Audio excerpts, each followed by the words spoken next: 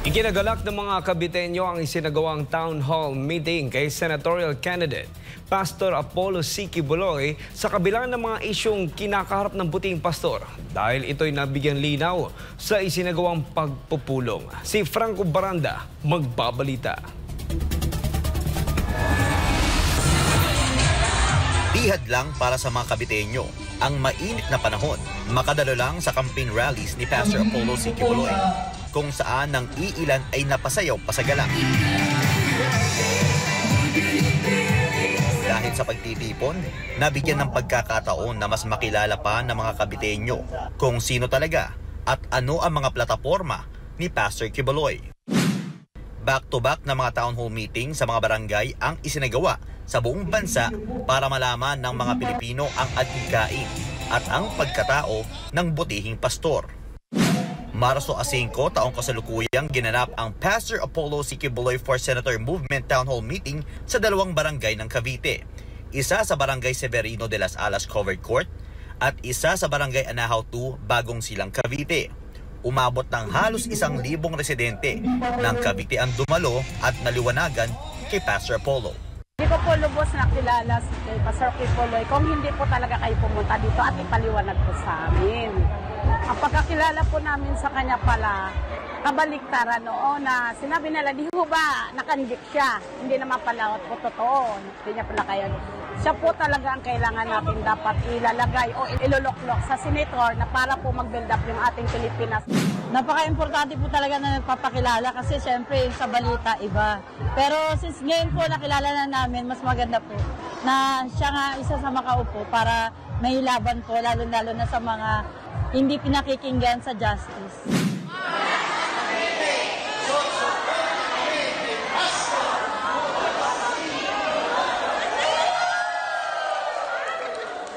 Binigyan diin naman ni Julito Abellanosa, punong barangay ng Barangay Severino de las Alas, ang importansya na mabigyan ng karapatan ang mga kandidato na magpakilala sa kanilang mga sarili at mga adhikain sa bansa.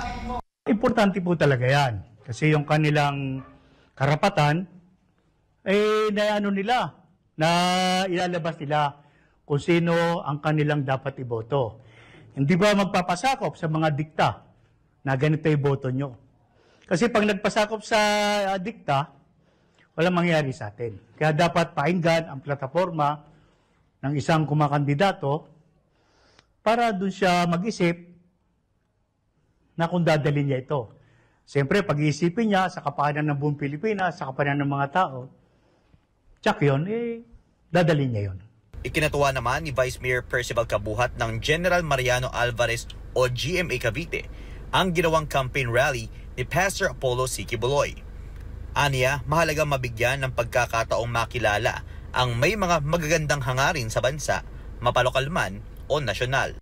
Importante na malaman ng taong bayan kung ano yung mga plano, programa na makakabuti sa taong bayan. So para sa akin, mas gusto ko wini-welcome yung mga kandidato na gusto pang makapaglingkod. Hindi natin alam, baka mas marami pa silang maitulong sa bayan ng GMA. Kaya sa akin, mas gusto ko na napapasyalan yung aking bayan. At least, hindi naman ganun kayaman yung aking bayan, baka may maisishare sila na mas lalo pang ikabubuti ng aking bayan. So sa akin, para sa akin personally, welcome sa akin yung mga ganyan. Maraming salamat, nakapasyal kayo dito sa bayan ng GMA. At syempre, matagumpay.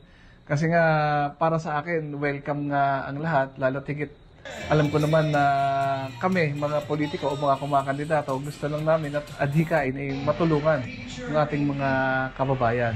So, salamat at nakarating kayo sa bayan ng GMA at naiparating nyo yung gustong programa na gustong gawin ng ating kumakandidatong senator, si Pastor Quiboloy.